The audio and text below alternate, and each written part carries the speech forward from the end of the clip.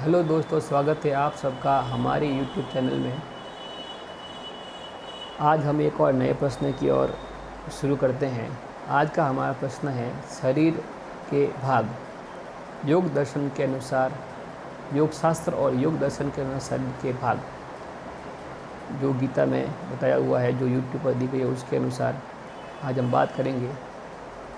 Video शुरू करने से पहले आप सभी से निवेदन है कि जो भी हमारे चैनल पर नए हैं वो इस YouTube चैनल को सब्सक्राइब ज़रूर करें, जिससे हमारे आने वाली हर वीडियो आप तक पहुंच सके, और बेल आइकन ज़रूर दबाएं ताकि हमारे हर वीडियो का नोटिफिकेशन आपके पास ज़रूर पहुंचे।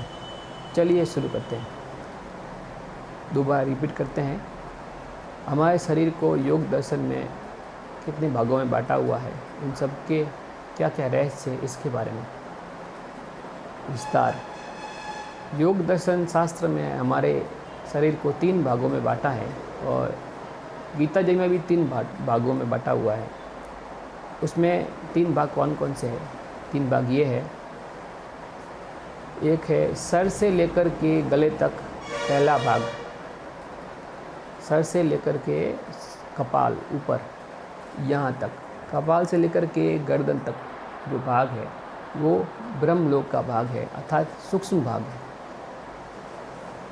अर्थात कहूँ तो विशुद्धि चक्र से लेकर के सहस्रार चक्र तक ये विशुद्धि चक्र का भाग है। और उसके नीचे का जो भाग है, विशुद्धि से लेकर के गले से लेकर के ये पेट तक, अर्थात नाभि तक का जो भाग है वो है अंतरिक्ष का भाग, इसको अंतरिक्ष का भाग कहते हैं। और इसके नीचे का जो पूरा भाग है, पूरा शरीर है, वो है संसार का भाग, संसारिक। आमतौर पर मनुष्य इन शरीर में जहाँ जहाँ अपनी दृष्टि जमाते हैं, शरीर के जिन जिन भागों को देखते हैं, उनके अनुसार ही उसमें वासना प्रकट होती है। जैसे कि जब मनुष्य मुख को देखता है तो इतनी वासना नहीं आती, उसकी सुंदरता अनुभव होती है, क्योंकि वो सूक्ष्मता है, वो पवित्रता है, वो प्रेम है, तो सूक्ष्मता का अनुभव होता है। और जब वह पेड़ से नीचे के भागों को देखता है तो उसे वायु की तरह अनुभव होता है, जैसे कि मुझे ये मिल जाए तो बढ़िया है, ये हो जाए तो बढ़िया है, इस प्रकार के उसको विचार आते हैं। और जब वो पेट के नीचे के भागों को देखता है तब उसमें वासना प्रबल रूप से प्रकट होना शुरू हो जाती है। आज जो हमारा कल्चर चल रहा है उसमें आप देख ही रहे हो कि पेट के नीचे के भाग को तो ओपन करके वीडियो में दिखाए जाते हैं, तो इससे हमारी संस्कृति पर बहुत प्रभाव पड़ता है, और जिससे कि संसार दुर्गति की ओर जा रहा है। लोग विकारों में, काम, क्रोध, मोह, लोभ, अहंकार, इन सभी विकारों के अधीन होकर के उल्टे काम कर रहे हैं, इन्हीं 3 भागों के कारण। इसलिए यदि हम अपने आत्मस्वरूप में स्थित होते हैं और सभी को आत्मस्वरूप में स्थित होकर के भ्रकुटी में देखते हैं, चमकती आत्मा के रूप में देखते हैं, तो हम भी सूक्ष्मता में स्थित होते जाते हैं। फिर हमें कभी भी हमारे अंदर कोई भी विकार नहीं आता।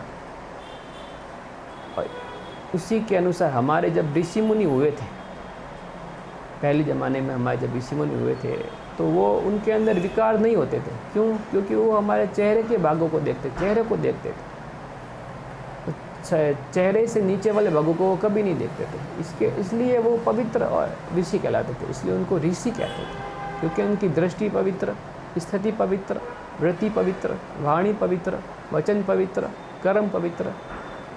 परंतु आज के समय में ऐसा नहीं होता। आज के समय में चारों तरफ अपवित्रता है, गंदगी है, वासना है, ईर्ष्या है, द्वेष है, क्योंकि वो शरीर के नाभि के नीचे के भागों को देखता है। और हमारा अंतरिक्ष का भाग, ये पेड़ से लेकर के विशुद्धि चक्र तक जो है बीच का है। अब जहाँ जहाँ जिन जिन चक्रों में, जिन जिन भागों में, इन 3 भागों में जहाँ जहाँ जिसकी चेतना फंसी रहती है, उसके अनुसार ही उससे विचार आते हैं, चिंतन चलते हैं। और यदि वो शरीर छोड़ दे तो उसके अनुसार ही उससे जन्म और मृत्यु का आभास होता है। यदि कोई मान लो कि किसने नाभि के नीचे के भाग में उसका मन अंतिम में स्थित था, स्थित रह करके वहाँ उसने शरीर छोड़ा, तो उसको मृत्यु के समय बहुत कष्ट होगा। शरीर छोड़ना आसान नहीं होगा, बहुत तड़प के शरीर छोड़ेगा।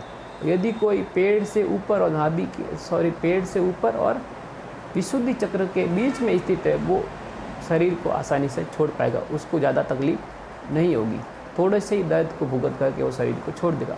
और यदि कोई विशुद्धि चक्र से ऊपर स्थित है, अपने सर में यदि उसका ध्यान पूरी तरह स्थित है, अपनी उसकी चेतना, उसका मन अपने सर में स्थित, तो वो बिना दर्द के अपना शरीर छोड़ देगा। जैसे कि सिद्ध पुरुष जब शरीर छोड़ते हैं तो उनको कोई दर्द नहीं होता, वो एक कपड़े की तरह, जैसे हम कपड़े डेली चेंज करते हैं, वो अपना शरीर ऐसे छोड़ देते हैं, कोई दर्द नहीं, कोई आवाज़, क्योंकि उनको अपने शरीर का ज्ञान ही नहीं होता। इसलिए वो भ्रकुटी में केंद्रित होते हैं। उनके लिए वो बार बार योगाभ्यास करके, ध्यान करके अपने आप को सिद्ध कर लेते हैं, अपनी सूक्ष्मता को सिद्ध कर लेते हैं। उसके बाद उनको कोई भी प्रकार के दर्द का अनुभव नहीं होता। इसलिए जब आप ध्यान करते हो तो आप संसार से अंतरिक्ष में आते हो, फिर अंतरिक्ष के ब्रह्मलोक की तरफ जाते हो। जैसे ये हमारे 3 भाग जो है ना, वैसे ही 3 भाग ऊपर की दुनिया में भी है, इस संसार की दुनिया में भी है। जैसे धरती हमारा बीच का भाग है, जैसे शास्त्रों में 14 लोक और 14 भुवन बताए गए हैं ना, ऐसे ही ये 3 भागों में उसको भी बांटा हुआ है। जो हमारा संसार का भाग दिखाया हुआ है, नाभि से नीचे का भाग है, वो है धरती लोक से सारे निचले भाग।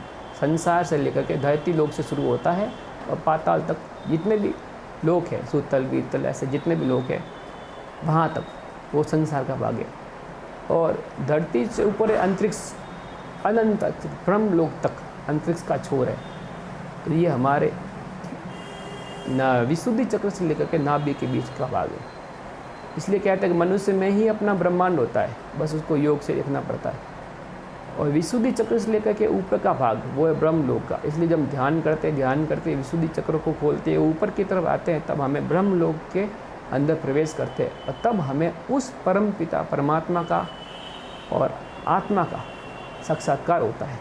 उस परम पिता परमात्मा का जो प्रकाश है वो हमारी चेतना, हमारी आत्मा के अंदर ही है। इससे सभी से निवेदन है कि आप डेली ध्यान करें, निरंतर ध्यान करें। ध्यान में आपको कोई भी समस्या आए, कोई भी परेशानी आए, कोई भी सवाल हो, कोई जवाब हो जिससे आपको सॉल्यूशन नहीं मिल पा रहा है, तो हमें कमेंट करें। मैं आपका अपने अनुभव के अनुसार ज़रूर उत्तर देने की कोशिश करूँगा। बहुत बहुत धन्यवाद।